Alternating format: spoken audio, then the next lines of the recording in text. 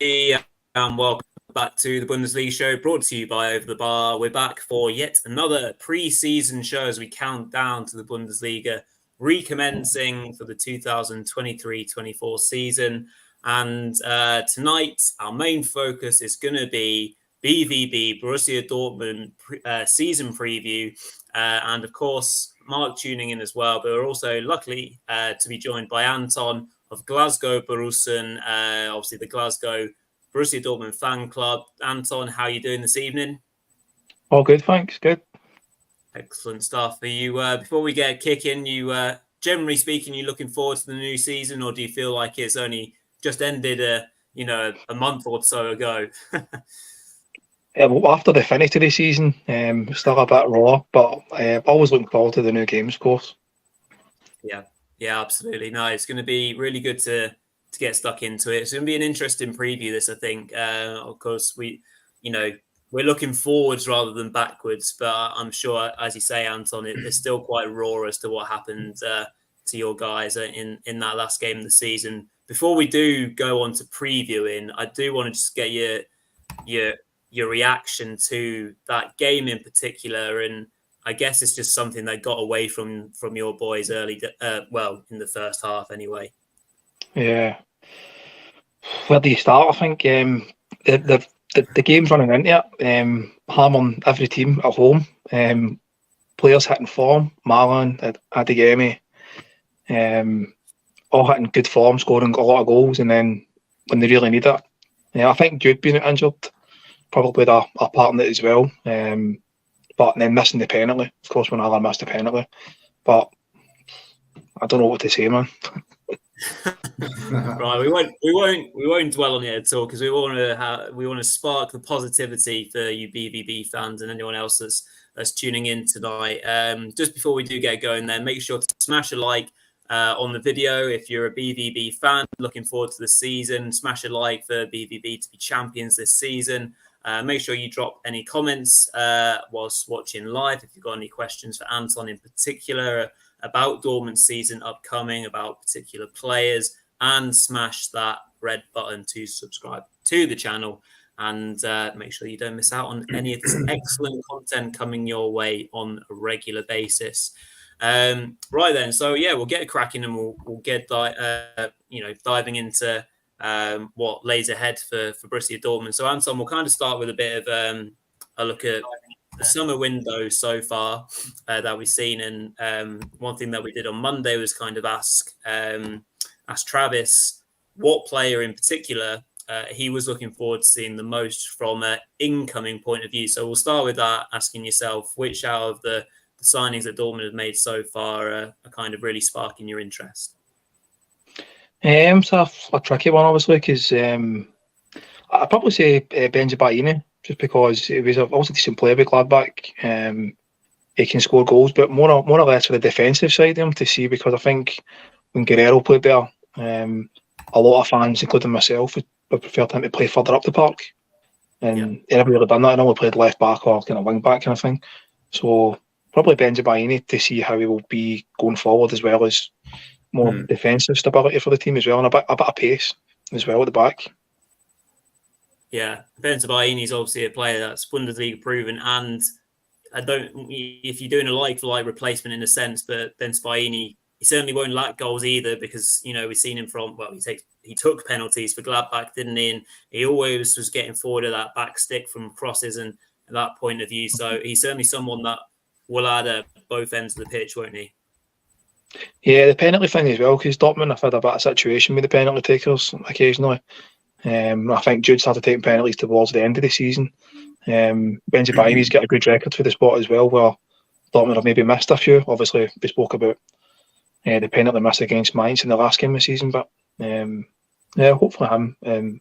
Also, obviously, there's not a lot of signings come in, but Sabitzer should add a bit of stability to midfield as well, a bit of experience. So it's kind of good that they've kept the kind of Bundesliga experience. And I want to see a replacement for Jude Bellingham, but he's got experience in the league, so I think he can bring that to the team as well.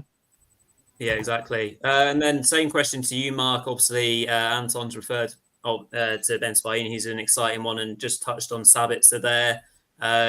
Sabitzer one you were looking at as well, Mark, or is there another incoming signing that you've picked out yourself? Yeah, I mean, I think Sabitzer is probably the most exciting signing out there, but it's not really saying that much because I wouldn't say that Dortmund have done that much exciting business really so far this window. But I would say that Sabitzer is definitely the highest caliber player, obviously coming in from Bayern Munich. It's usually the other way around, isn't it? Players from Dortmund going to Bayern, but obviously in this case, it's a player from Bayern going over to Dortmund. I think he is a good player. Obviously, at RB Leipzig, he showed his quality. Didn't really do it at Bayern Munich, but I suppose you could say he wasn't given the chance that much. But when he went to United, I mean, I would say he was mixed. He had a few good games for United, but it was a new league, and the fact that he was only on loan didn't give him enough chance, really. But obviously, I want to just touch on Felix Nemecha as well. He was obviously the biggest name, the biggest amount of money with 30 million euros spent on him from Wolfsburg. You know, I would imagine, I don't know what you think, Anton, but I wouldn't imagine there's that much fanfare over him because basically last season was his first year as a first choice player, even for Wolfsburg. He's only 22. You know, some people say they've overpaid a little bit for him. Maybe he wasn't worth 30 million euros. It's quite a lot of money, especially for a Bundesliga club to splash that kind of money. But some of the pre-season games have been quite promising. He got a couple of goals in one of the games. And I just think, you know, I'm interested to see how he does because, you know, he's kind of come from nowhere. Like, obviously, when he initially went to Wolfsburg, his brother Lucas was actually seen as the bigger coup, really, for Wolfsburg at that time. But obviously, as it happens, his brother Felix has kind of gone to the next level faster than him. So I am curious to see what he can do in a black and yellow shirt, but I'm not 100% sure. What do you think, Anton? Are you happy with him personally, or you think they should have gone for better, really? Well, I think probably should have went for a higher caliber signing, but I think he will score goals because he obviously done it last season with Wolfsburg. I don't know how many goals exactly, but he may have scored between maybe 10, 15 goals last season. So he was getting goals. I think if obviously Dortmund will create more chances, you would think, than Wolfsburg. So if he gets the same return, then it'll be a good signing. But it could be the usual kind of Dortmund signing policy where you're going to try and move him on again if he's a big prospect when he was younger, obviously, with his brother. But I think it's not a bad signing. Yeah. And there's a question that's coming on Twitter, which just been made aware of. So I'll spin this your way, Anton. And it's in relation to transfers. So whilst you're on the topic, Tom, so at Tommy344 has asked, has BVB strengthened enough for the upcoming season? If not, which areas of the team require more signings? So obviously we've kind of mentioned the three major ones. Anton, where does need further strength? Obviously we saw, you know, BVB were long linked with Alvarez, who now has gone to West Ham. Do you feel that's a player that you missed out on? And then which areas are you looking to maybe strengthen in a little bit more? Yeah, the Alvarez one looked like a done deal, and then for some reason, I don't know, it's just seemed to have took a turn, and he's ended up in a lower league now.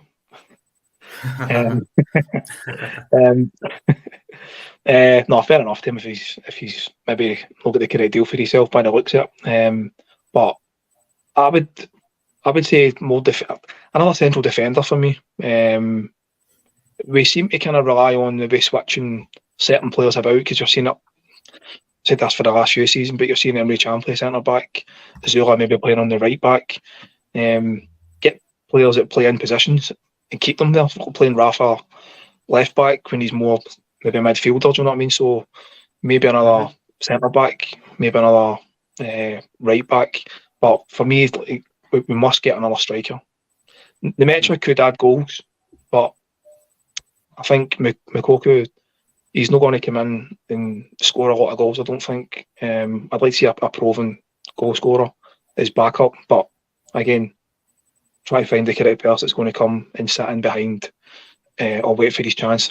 And if Haver's not playing, but any injuries, you need to have strength and depth. That's probably the main kind of point that I'm making with the signings. Yeah, absolutely. Interesting points there.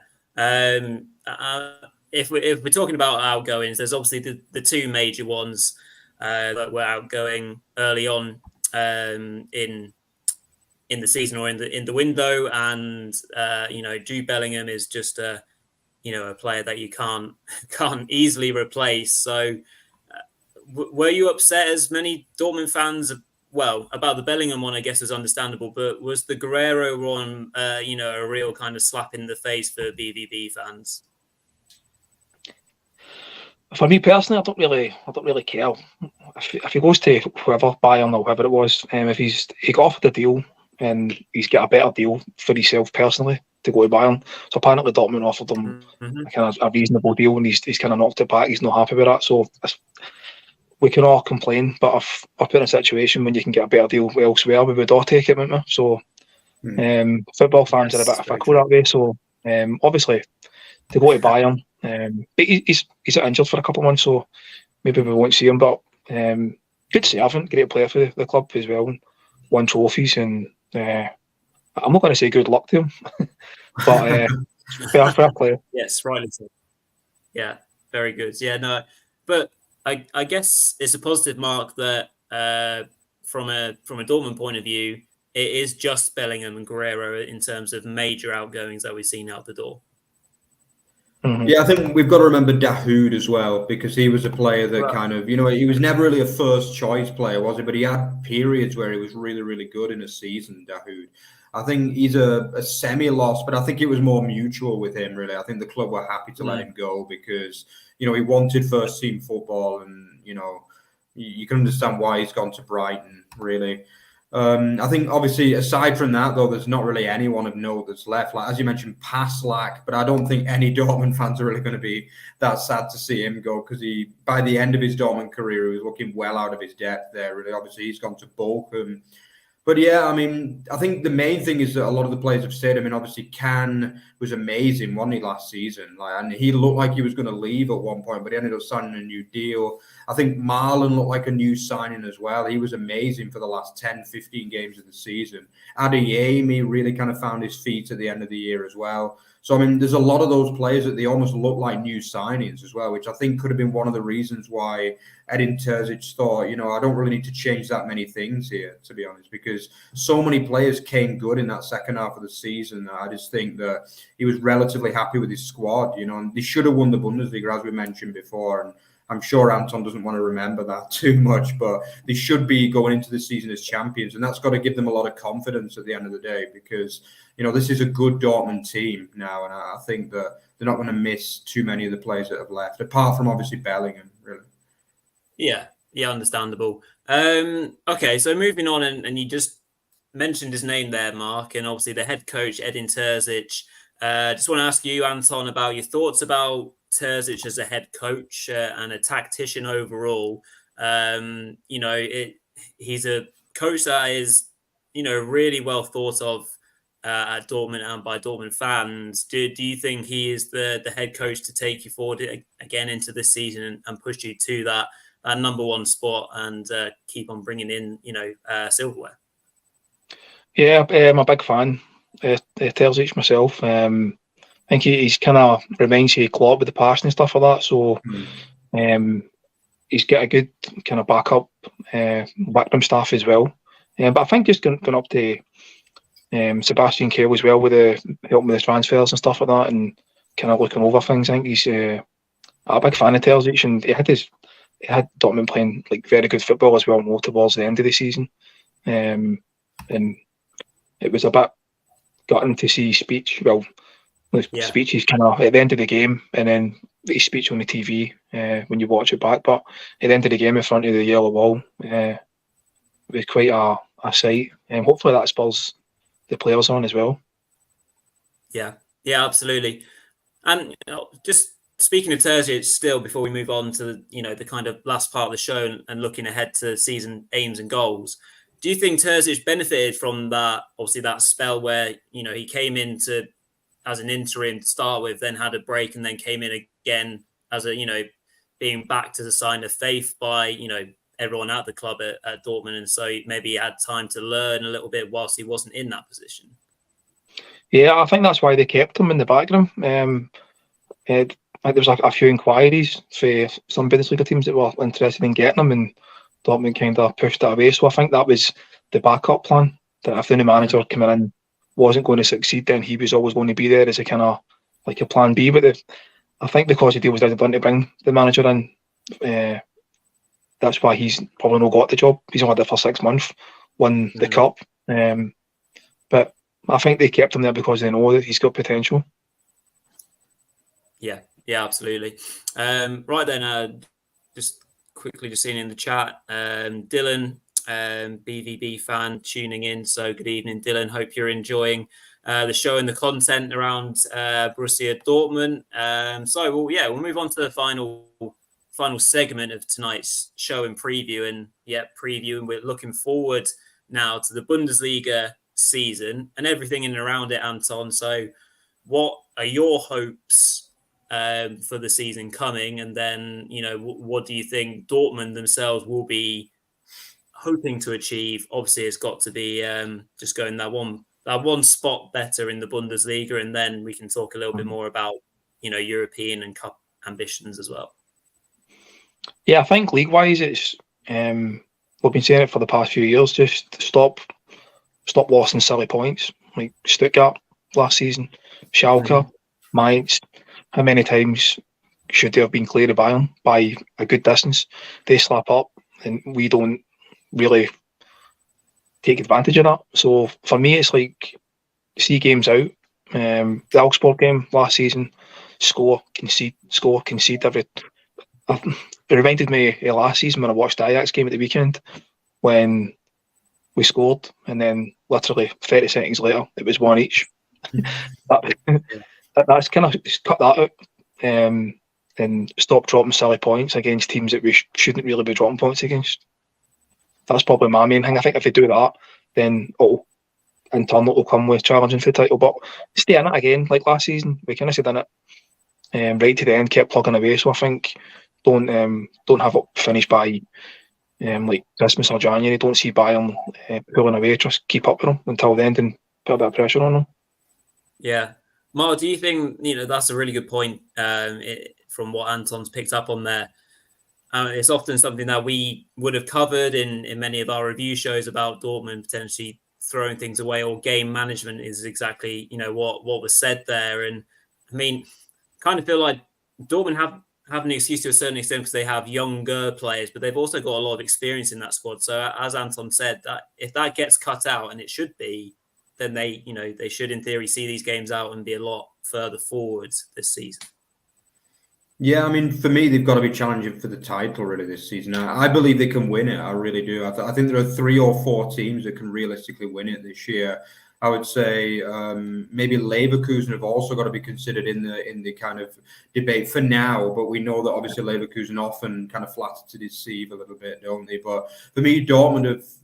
I'm not going to say they start favourites. A lot of that will depend on whether, obviously, Bayern managed to get Harry Kane in, which is the big topic at the moment. But I think as things stand with the 2 squads, I think it's pretty much level. That's my opinion. I really believe in this Dortmund team. I do think they've got a lot of quality. But as Anton said, I mean, they've got to cut out these crazy games when they just don't have any control over the match at all. I think the back end of last season, they were getting more control over games, but there was still a few where they just lost control. As you mentioned, Stuttgart was just ridiculous. Mainz, for me, that was a bit of a choke more than anything, really. But the Stuttgart one wasn't good enough. In the first half of the season, some of the games like Gladbach away, the last game before the World Cup, when they lost, I think, 4-2 away from home.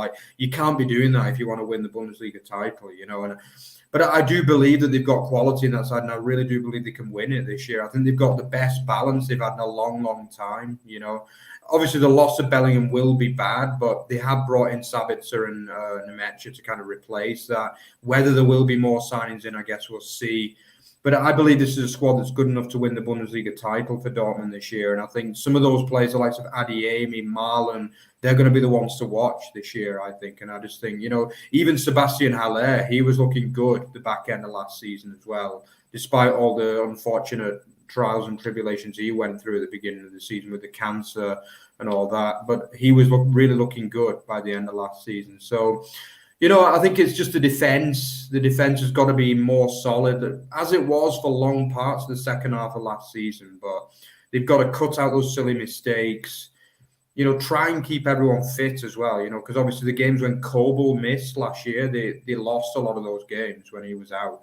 So they've got to try the best to keep players fit. And for me, they've got to kind of target the Bundesliga next year. Like maybe not go all out in Europe. They've got to try and win that Bundesliga and then just see where they are then. That's my opinion anyway. Yeah, interesting. Two final bits to finish on quickly then, Anton. I wanted to ask you about the selection of captain actually for this season, because obviously there was big news with Borussia Dortmund in terms of Marco Royce giving up the band, and the chosen suitor is obviously Emre Can, with I think Gregor Kobel being vice captain, if I'm not mistaken. Are you happy with those selections? I think quite a lot of people were actually gunning for Kobel to get the nod, but yeah, I think Emre Can's a solid selection as well. Yeah, I thought Kobel was going to get it. I'm not quite sure. Respect if he doesn't like to take the captaincy forward, but I was a bit surprised when Marco Royce kind of gave it up, but fair enough. Emre Can's probably a captain already on the field anyway. I think they, as we all know, vocal midfield players or vocal defenders. You've got Hummels as well. A lot of the players there are big personalities, so a lot of them kind of play the captain role about kind of being voicey and whatever. So I'm happy with Emre Can as well. So as long as he can stop getting silly yellow cards or giving silly penalties away. Yeah, you often want to keep him outside the box, out of your own box, because of what he might do. But he displayed some fantastic skills last season. Even one clearance off the line, I remember. Was that maybe in the Champions League? Was that the Champions League against Chelsea? Yeah, it was. Yeah, it might have been. And just very finally then, Anton, before we round up for the evening, what constitutes a success of a season for the season coming up? Is it, any trophy will do, whether that's Pokal or a European one, or is it just progression in terms of, the way that the team are playing football? It's got to be a trophy. There shouldn't be anything else in their minds to win at least one trophy next season, whatever it may be.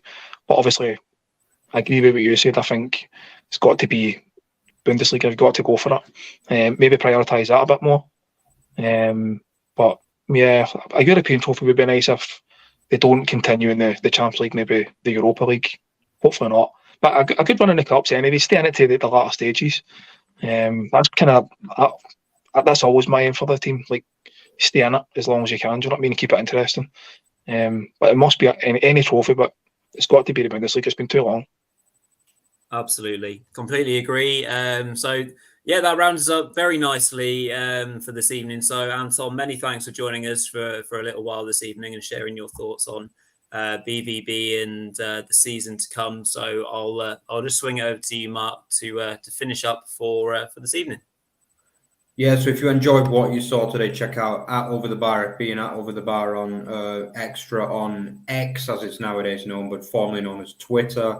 Yeah, also check out otbfootball.net, of course, as well. And then, don't forget to like, comment, and subscribe. So, we're getting on the countdown towards the season now. I think it's only 8 days now, isn't it? The 18th of August is the big kickoff with Werder Bremen versus Bayern Munich. So, check out for that as well. We should be doing a watch-along for that as well, guys, just as a kind of, save the date, so to speak. Yeah. So obviously the big weekend is coming soon. So we look forward to taking you through again next season. The next show will be the prediction show as well. That will be lined up for Monday as well. So check us out on Monday for our predictions 1 through to 18, which is always a good laugh as well. That show. Thanks again to Anton, and we'll see you again on Monday. Bye bye, guys. Ciao. Cheers.